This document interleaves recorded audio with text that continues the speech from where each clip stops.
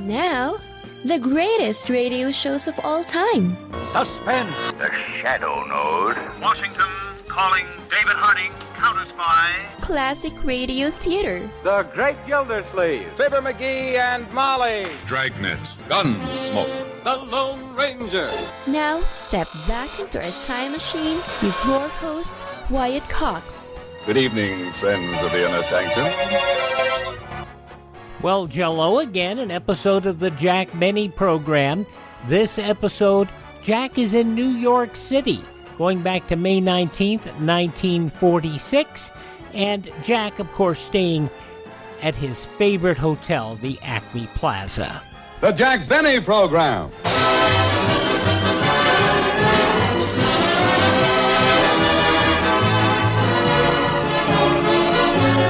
Jack Benny with Mary Livingston, Phil Harris, Rochester, Dennis Day, and yours truly, Don Wilson.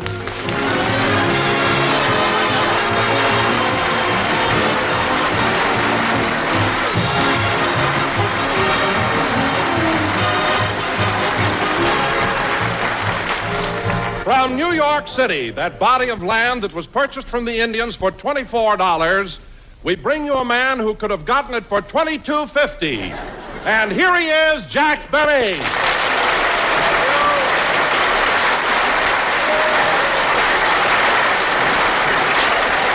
Thank you.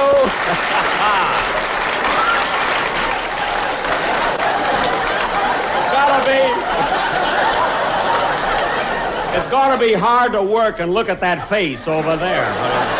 Thank you. Hello again. This is Jack Benny talking. And Don, I can't tell you how thrilled I am being in New York. Oh, I know just how you feel, Jack. In fact, the moment we arrived in town and I saw the reception we got, my chest swelled out with pride. Don, from where I stand, your stomach is even prouder than your chest. But there's something about this city that's different. No matter how many times you come to New York, you get a feeling of expansion, of growth.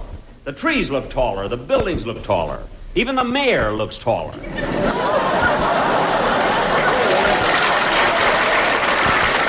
It's amazing. Now, wait a minute, Jack. The mayor is taller. What? You mean LaGuardia found out about Adler shoes?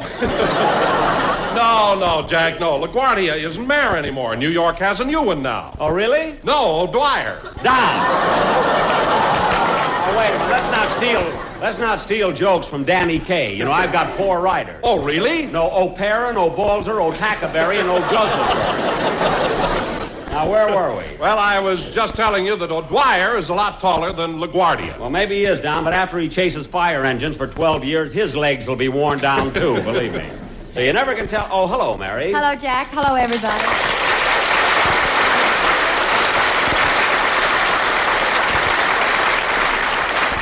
Mary, I was just telling Don how thrilled I am being back in New York. Well, I don't blame you, Jack. Yes, sir. There's something about New York that's invigorating. Why, the minute I got off the train at the station, I felt stronger. Is that why you put on a red cap and carried your own bags? I just did that for a laugh. A laugh? And how come you went back and carried somebody else's bags? When I get a laugh, I'm not letting it go, sister. And anyway, those other bags belong to a very important man. Oh, really? No, O'Dwyer, and shut up. Say, Mary, have you been having any fun in New York? But I've been spending most of my time in New Jersey visiting my mother. Oh, yes, your mother. How is the William Bendix of Plainfield? Oh, Mama's fine, but really? Papa's having a lot of trouble getting up the stairs. Why? Mama keeps throwing him down. Sounds a little like Titus Moody in there, that one. I can understand. Anyway, Mary, how's the rest of your folks? I mean, how's your sister Babe? She get married yet? No, Jack, and Babe's heartbroken about it. You know, last week she was going to elope with her new boyfriend. And what happened? She couldn't get the ladder up to his window. Oh, that's too bad. Yeah, so she threw him a rope. Oh, that's good. No, he took another look at Babe and hung himself. There's the sister right over there. Oh, that's too bad, huh? No, that's good. Now she's engaged to the Undertaker. Oh, really? No, Shapiro. Now, cut that out!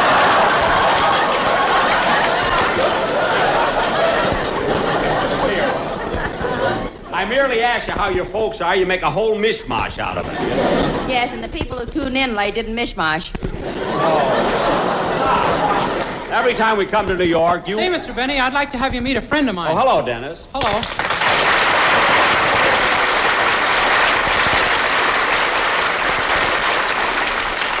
Say, Mr. Benny, I'd like to have you meet a How friend you of mine. feeling, kid? Fine. Say, Mr. Benny, I'd like to have you meet a You having friend a of good mine. time in New York? I sure am. Me and this friend of mine went out all over town, and we had a lot of fun. I showed him how to jump over fire plugs, and he showed me how to hitch rides on the back of trolley cars. I don't know where you pick up. Where is your friend? Right out in the hall. I'll go and get him. Dennis and his friends. Say, Mary. Here he is, Mr. Benny. Isn't he cute? Dennis, they found the other 499 monkeys. Take this one back to the pet shop. Imagine picking up... Wyatt. Imagine picking up a monkey for a friend. No wonder he was teaching Dennis how to hitch rides in the back of trolley cars. I fell off twice. What? I couldn't hang by my tail. Dennis, stop being ridiculous. Where'd you meet this monkey? Well, I was walking along, and I saw him standing on the corner waiting for a light to change. Oh, for heaven's sake. Mary, tonight after the show... So I took him by the hand and helped him across the street. All right. Mary, tonight after the show... Then I started to sing, and before I knew it, we had $40 in nickels. $40 a nickel?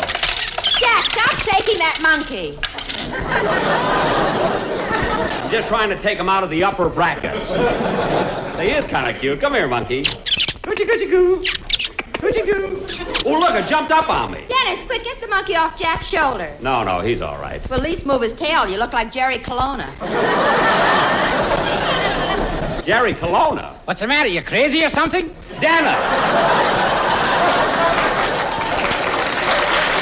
Stop being silly. Now, take it easy, monkey. Just sit on my shoulder. Hiya, folks. Harris is here. I couldn't get a room, so I slept last night with Grant in his tomb. Lay it on me. Make with that New York patty cake. Hey, Jackson, what's that thing you got on your shoulder? Well, it's a monkey, a real live monkey. Come on, get down. Well, what do you know? Where'd you get it, Jackson? It isn't mine. Dennis picked it up last night. Isn't that silly? I don't know. It looks better than what you picked up the night before. Oh, yeah? She was a pretty classy dame. Yeah. Say, were those her legs or were her stockings filled with walnuts? Phil, one more crack like that and you're going back to California. When's the train leaving? I don't know. I'll call Truman and find out.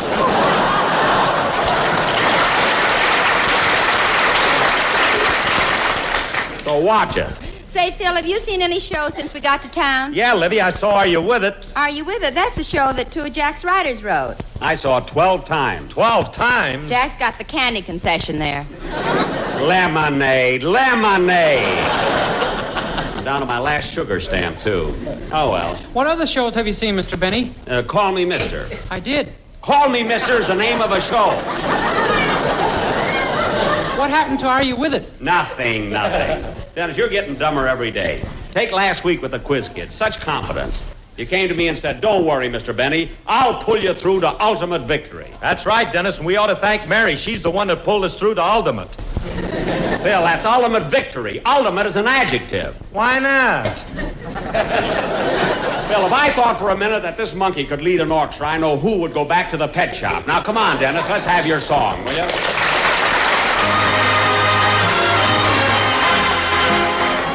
And while Dennis sings, we'll take our first break. May 19th, 1946, the Jack Benny program on Classic Radio Theater with Wyatt Cox.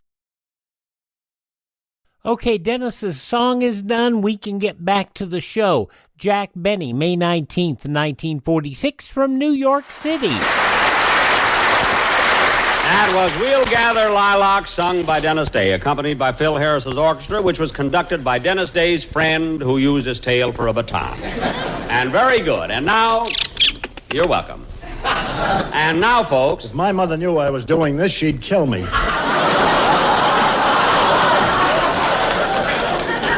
I won't tell her, Bob. That's our producer. We made him a monkey for today.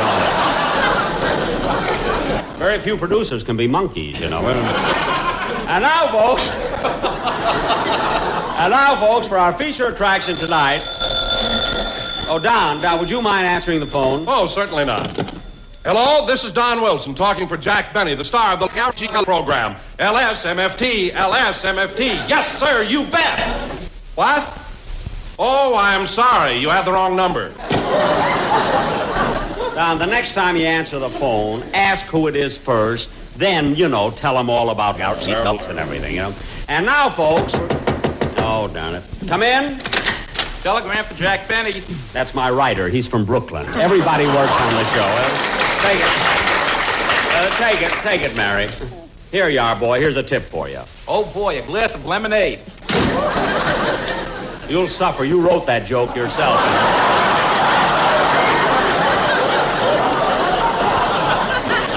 I just happen to have one in my pocket, the lemonade. I'm going back to that. Who's the telegram from, Mary? Fred Allen. Fred Allen? What does it say? Dear Jack, I am expecting you as a guest on my program next Sunday. I'm sure you'll be there, as I haven't had any luck all season. Isn't that sarcastic? Sounds like an adjective. Dennis.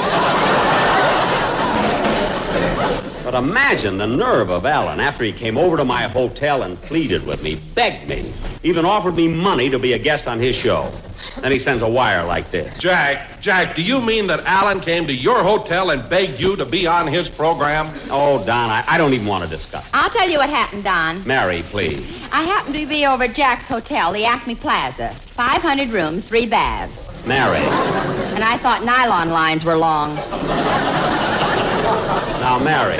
When I got into the hotel lobby, the elevator wasn't working, so I had to walk down 4 flights of stairs to get to Jack's room. Mary, they're not interested in this thing. Anyway, I got through talking to Jack and was just about to leave.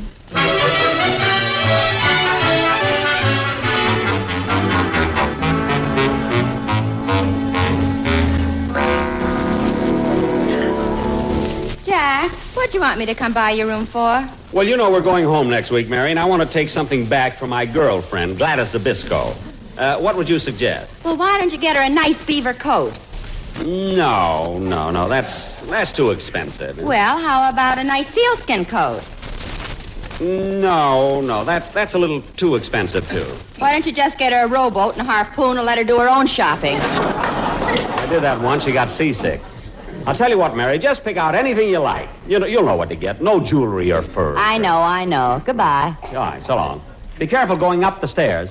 Yeah, I hope Mary picks out something nice. Oh, boss, I filled the tub for you. Thanks, Rochester.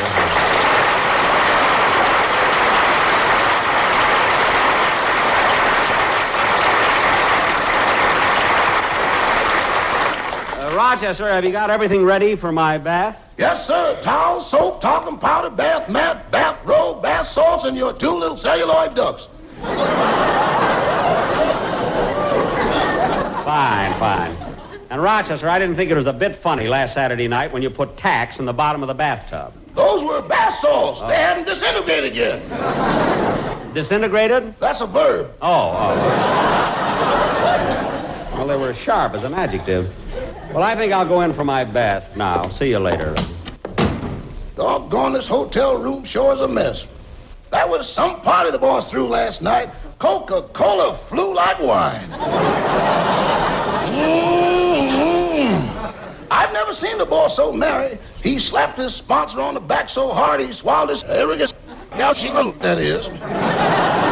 And when Mr. Benny got up and told that story about the octopus, I thought I wonder who that can be. Come in. Hello, Rochester. Is Mr. Benny in? Well, Mr. Allen.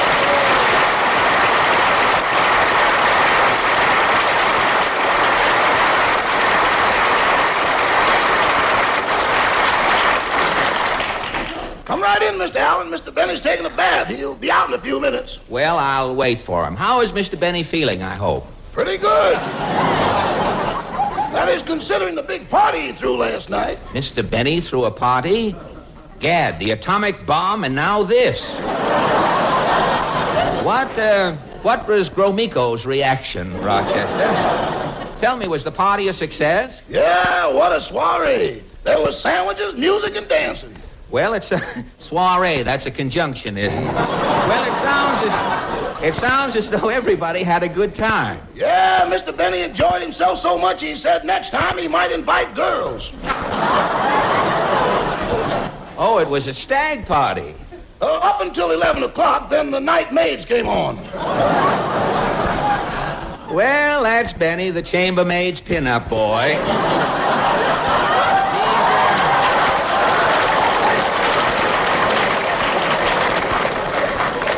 just as democratic as ever. Failure hasn't gone to his head, has it? Say, Rochester, will you tell Mr. Benny I'm here? Yes, sir. Why don't you just sit down and make yourself comfortable? Here's one of Mr. Benny's favorite books, I Stand Condemned.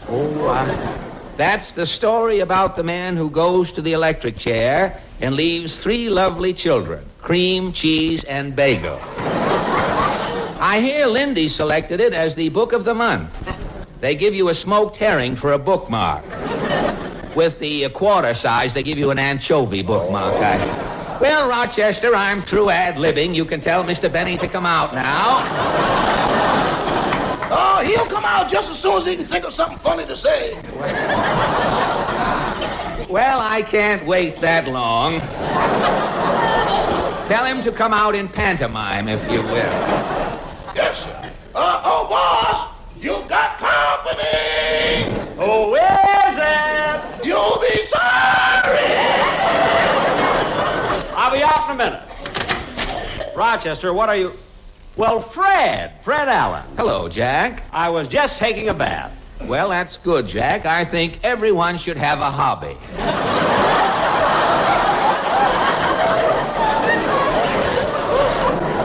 Yes, you want to know something, Fred? Those pens do right underwater. I found that. Boss, you better put your robe on. You'll catch cold with just that towel around you. Oh, I'll be all right. Gosh, Jack, you've gotten sort of fat, haven't you? Don't be funny. Your hips have jowls, I noticed. Well, Ozzy, Fred, you haven't changed a bit. Same hair, same forehead, same eyebrows, same eyes. Fred, lift those bags a little. I want to see your cheeks. Put on your red cap and lift them yourself. I will not. Fred, what's the reason for this friendly visit? Well, Jack, hang on to your towel. I've come to ask you to be a guest on my radio program. Oh. Well, gee, Fred, I'd love to be a guest on your show, but I can't. I already have a date for Wednesday night. For Wednesday night? Yes. For your information, Mr. B, I do my broadcast on Sunday night right after yours. And when the wind is from the opposite direction, I must say I don't mind it at all. What did you say? If you'll take that celluloid duck out of your ear, you'd hear me. Oh. Well, Fred, give me the details about going on your program. Well, Jack, I thought as long as you were here in town, you might like to appear on my show. Get in off of the street for a little while someday. Well, listen, if you're going to ad-lib, do it on your own show where you need it. You can use it, too, don't forget it. You could have used me 10 minutes ago. I was listening. Really? If we keep on much longer, McCarthy will be on, make a monkey out of both of us. That's 1/8, that is, you know? Of course, about coming on the show, I'm willing to pay you. Pay me? Yes. Stop trembling and pick up your towel. Oh. Well, look, Fred. Fred, as long as this is a business proposition, let's discuss it. Sit down. Here, have a cigarette. Thank you. Have a tea bag.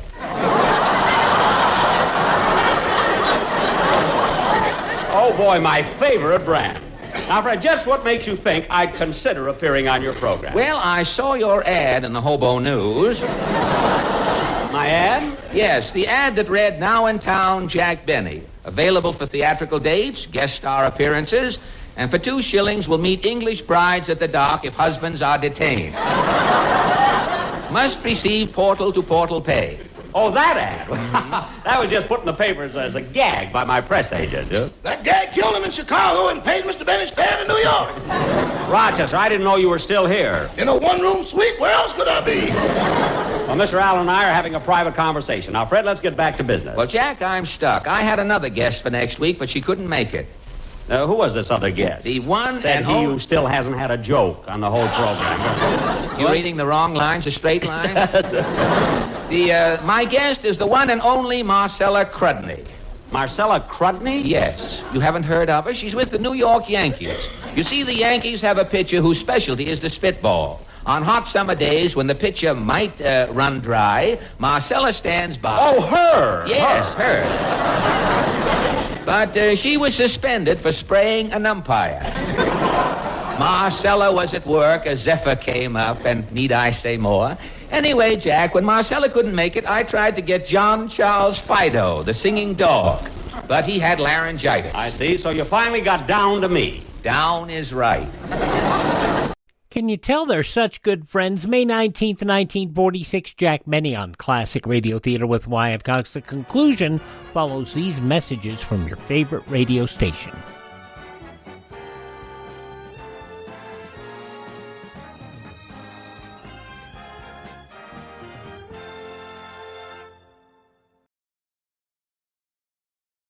Just going to take a minute here to tell you about the big savings going on now, the clearance sale at mypillow.com.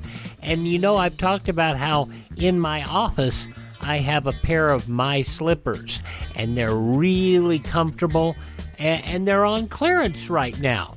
The mypillow.com slippers, $25 a pair, limit 10. And I would buy 3 or 4 more pairs. Unfortunately, they're out of my size. They also have sheets, pillowcases, clothing items, all on special right now.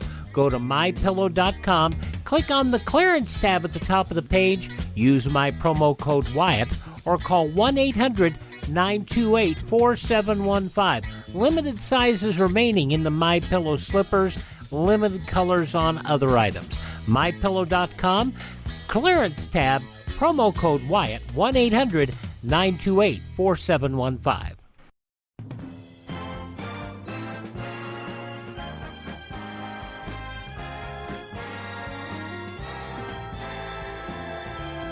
Now on Classic Radio Theater with Wyatt Cox, let's get back to Jack Benny talking with Fred Allen from May 19th, 1946. Why in the world did you ever take a hotel room that's so far underground as this? Oh, Fred, my room isn't so far underground. It isn't. I came into the lobby and got the Benz.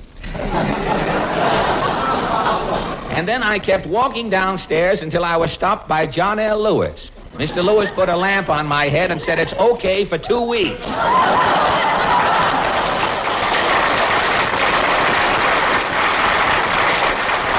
Well, I'm glad he put the lamp on because that's the first bright thing to come from your head in years. The last crack was for Maria Cooper. Did you hear that, Maria? Good. And now, Fred, while we're discussing this, let's have a bite to eat. I'll call room service. Hello, room service, please. Yada-dee-da-dum, da-dee-da-dum, da-dum, da-dee-da-dum. Hello, room service? Please send down 2 Acme Plaza special dinners. Right away, please. Thank you. Now, Fred, look, why can't I appear on your program this Sunday night instead of next? Well, I'm sorry, Jack, but I have my guest star for this week. He's your band leader. You mean Phil Harris, Shoe Fly Pie, and Apple Pan Rowdy? Yes, you see, Jack, around this time of the year, Maestro Al Goodman begins to worry about his options. So I thought I'd bring Harris over tonight and give Mr. Goodman confidence. I see, but I better warn you about rehearsing Phil. He'll have to memorize his script. You mean Mr. Harris can't read? Only the labels on bottles. When he graduated from school, everybody else got diplomas. He got a sheepskin corkscrew. Well, look, Jack... Don't stop me, I'm rolling. Or I thought I was when we wrote it. Now, go ahead. Rolling? How can a square roll? Lucky for you, there's going to be a knock on the door, or I'd answer that. Thank you. Come in. Well, here's room service with our dinner. What's on the menu tonight? Pickle in the middle and the mustard on top. Just the way you like it in the whole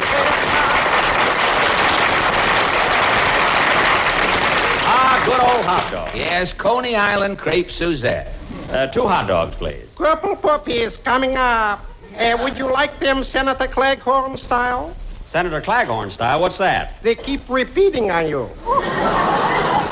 No, just give them to us plain. How much are they? Well, now, this one is 10 cents, and this one is 8 cents. Why is this one only 8 cents? I already took a bite out of it. And why didn't you finish it? Taste it. Never mind. Here's your money. Thank you. Pickle in the middle and the mustard on top. Just the way you like it in the whole...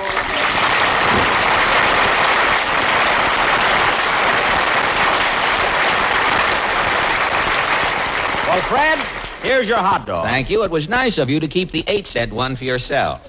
And thanks for the lemonade, too. Well, Jack, I've got to run along now. I'll see you on my program next Sunday. Wait a minute. We haven't discussed money. How much are you going to pay me? Well, now, let's see. The union scale for the average radio actor is $67.50. What? However, you're the star of your own radio program. That would bring it up to $69.75. Now, look. Of course, you're from California, and you're not as well known here in the East.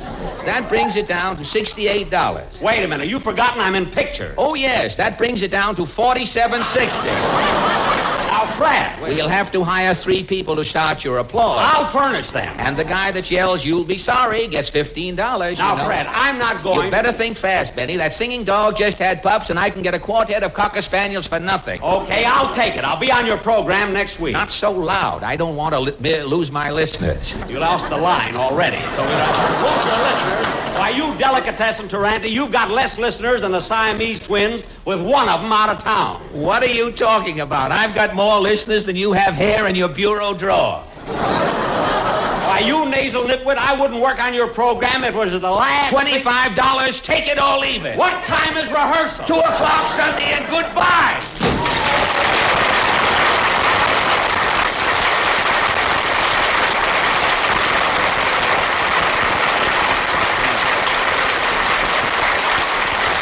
What a cheap guy. Imagine chiseling me down like that. If it wasn't money, I'd refuse it.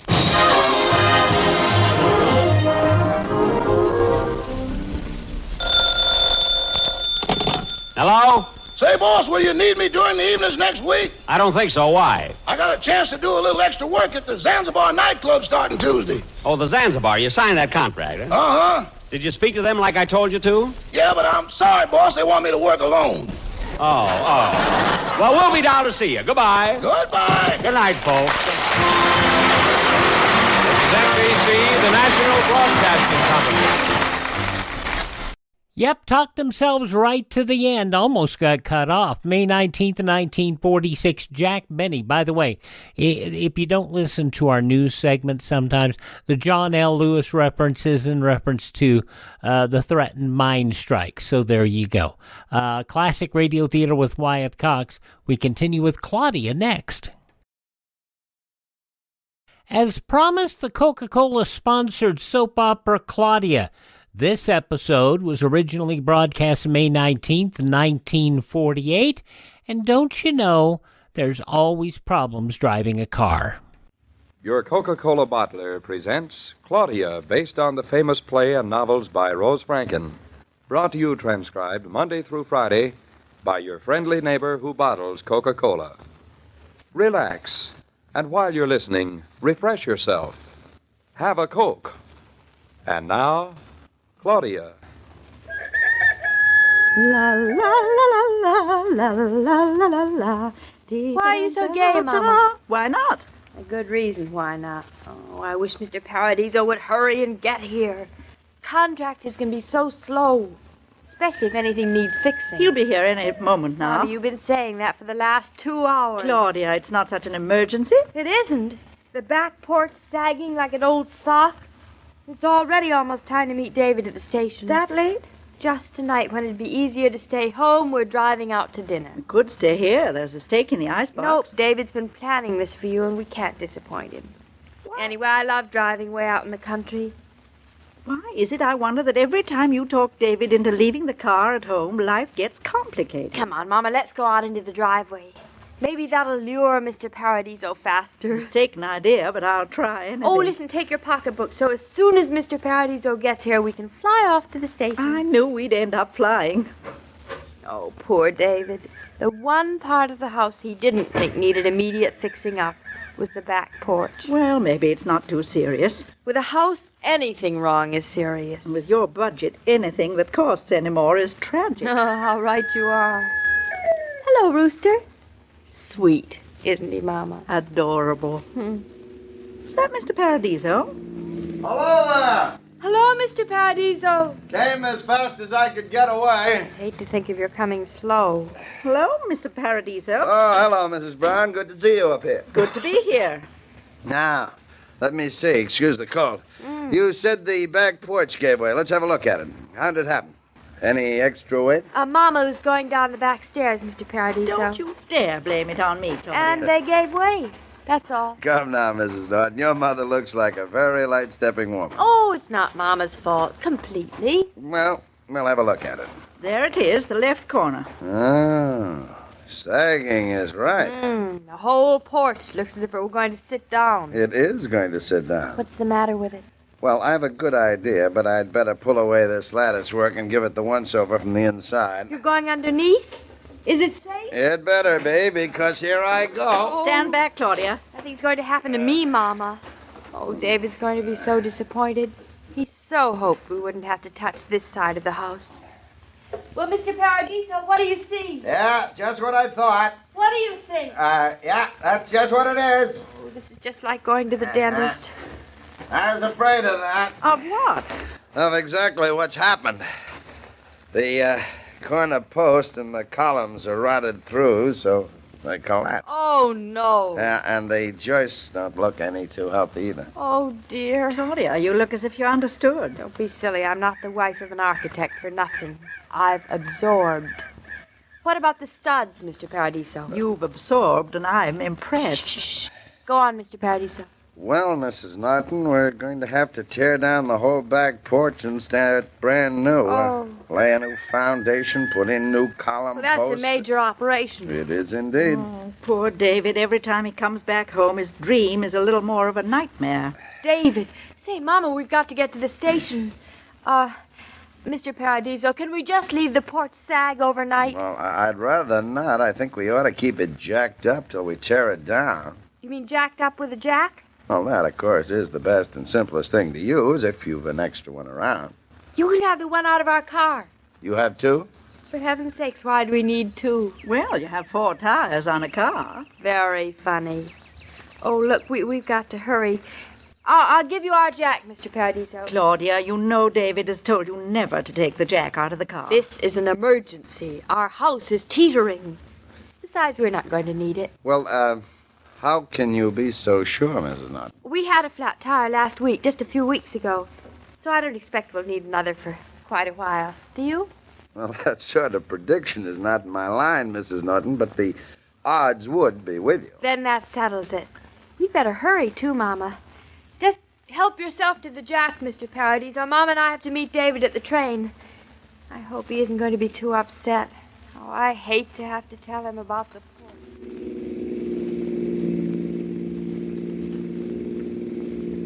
And that's about all Mr. Paradiso said, David. That's all? What more did you want? Darling, you're not upset, are you? Oh, not at all. You see, Mama, I told you he'd be upset. I didn't expect him to be exactly hilarious. Maybe we shouldn't have told him until after dinner. I think this was better. Now he won't be so extravagant about dinner. Are you two ladies having a good time talking about me in front of my back?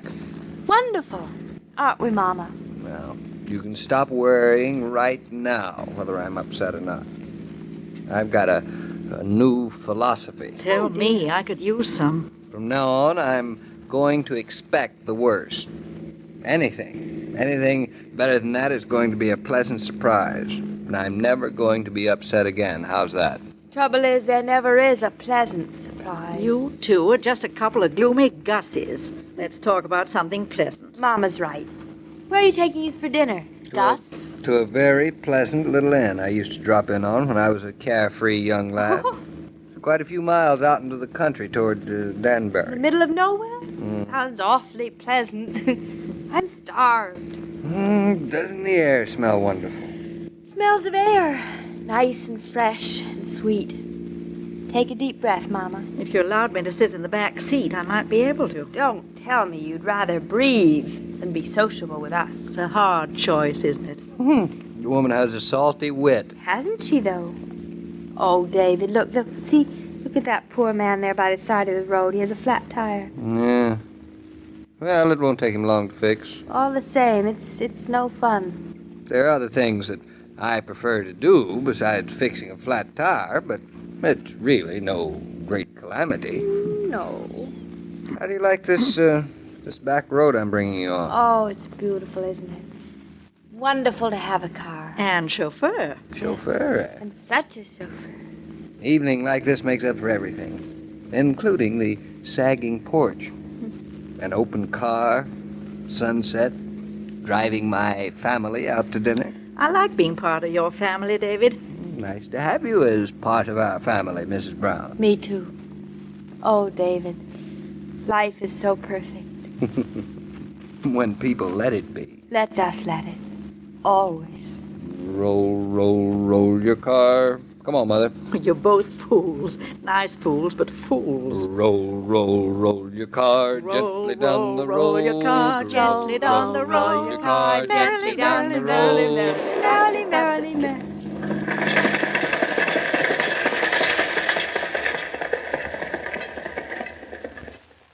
David, did you hear something? What's the matter? Why are we stopping? Yes, I think I heard something. Is it something with the car? A flat tire. David, it can't be. Are you sure? I will be in a moment. It can't be, David. We had one just a few weeks ago. Well, that's a fine reason, but it doesn't work that way. Well, is it? There's the left front tire. And just when everything was going so perfectly. Well, nothing left to do but change it. I'm certainly glad I had the spare gone over last week. Honestly, it's not fair.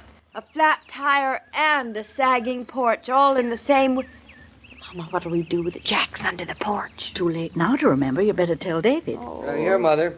You hold my coat. It'll only take me a few minutes. Mama, I can't tell him. Why not? I don't know how. Just tell him. What are you two whispering about? Were we whispering? All right. You weren't. We weren't. It's a good thing I'm such an expert at changing tires. That's all I've got to say. Well, you're going to have to be very expert, Well, David. I don't need your help, thank you.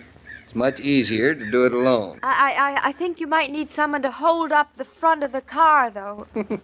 Sweet of you to offer, dear, but you and Mama just stay seated where you are. You coward. I just don't know how to tell him. Do you want me to? No, Mama, no. Now, wait.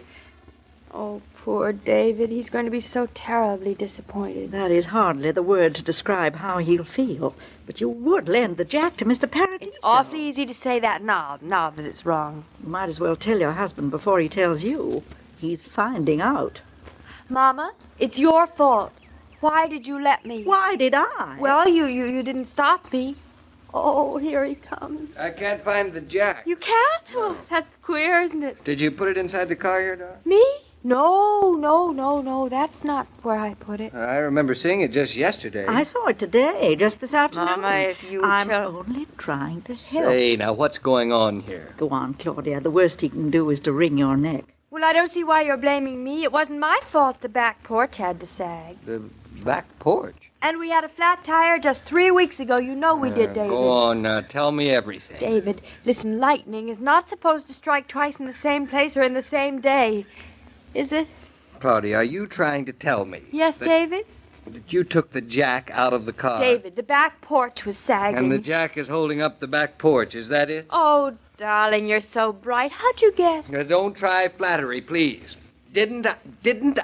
Now, don't get excited, David. Never tell you to take the tools out of the car. This was only a jack, David. Heavens grant me patience. Why can't women leave things alone? David, listen to me. What do you love most, our house or a silly old tire? That has nothing to do with it. Nothing, except I love the house. And if it's a choice between the house and a tire, well, I'd jack up the house any day, wouldn't you? Well, I knew you'd agree with me, darling. And that you'd have done exactly the same thing yourself. I would have. Of course. And it's only right. So, David, you don't have to be embarrassed or apologize to me, not in the least. No, I don't. Not even for having lost your temper. What? I didn't lose my temper. 1, 2, 3. Mama, what's all this arithmetic? I'm counting while David does not lose his temper. Mother, give me my coat. David, what are you going to do, walk? I am not. I'm going to take my pipe and I'm going to sit down and smoke it by the side of the road. But I'm hungry. Well, that's just too bad. We're going to wait until that lucky man who had that flat tire comes along. I know him, and I know he had a jack. What? And I also know that he does not have a wife. You two. 1, 2, 3. Bum dee dee dee. dee bum dee dee dee. If you worked in an office or a plant instead of at home, you'd step over to that familiar red cooler for an ice-cold Coca-Cola when relief time came. Just because you make your own hours and your own work rules, that's no reason to deny yourself a little refreshment now and then. You'll be all the fresher for an ice-cold Coca-Cola and a little relaxation. Try it and see. Say, Mr. King, how long do you think they're going to have to sit by the side of the road? Not too long, I trust. You heard Claudia say she was starving. If my wife ever took my Jack out of the car and didn't tell me. I know. Me too. But then it's not very often that the back porch caves in and you get a flat tire the same evening. Still, I think the Nortons are safer eating dinner at home. That's exactly what they do tomorrow night. I understand they have a new maid, Gertrude. That's right. She lives just down the road a piece. Is she working out well? In some ways, yes, and in some ways, no. But if you come around tomorrow, you'll find out whether Claudia and David think the yeses outweigh the nos. Well, whether Gertrude stays or goes, I know it'll be fun, so I'll be here tomorrow. So long, Mr. King. Goodbye, Mr. Paradiso. As I was about to say, every day, Monday through Friday, Claudia comes to you transcribed with the best wishes of your friendly neighbor who bottles Coca-Cola. So listen again tomorrow at the same time. And now this is Joe King saying au revoir. And remember, whoever you are, whatever you do, wherever you may be, when you think of refreshment, think of Coca-Cola. For Coca-Cola makes any pause the pause that refreshes. And ice-cold Coca-Cola is everywhere. This broadcast of Claudia was supervised and directed by William Brown Maloney. May 19th, 1948, Claudia on Classic Radio Theater with Wyatt Cox. Visit our webpage, classicradio.stream. Stream our shows, learn about building a classic radio collection of your own. You can also find our links to our podcast sites, a list of places, I should say, where our shows are available via podcast. You can find our social media links, and you can also help us by buying me a coffee. The Buy Me a Coffee function allows us to acquire additional classic radio collections and maintain our distribution channels. That's at classicradio.stream. Have a great day. Tell all your friends the greatest radio shows of all time are right here at this spot on the dial. Classic Radio Theater with Wyatt Cox on your favorite radio station.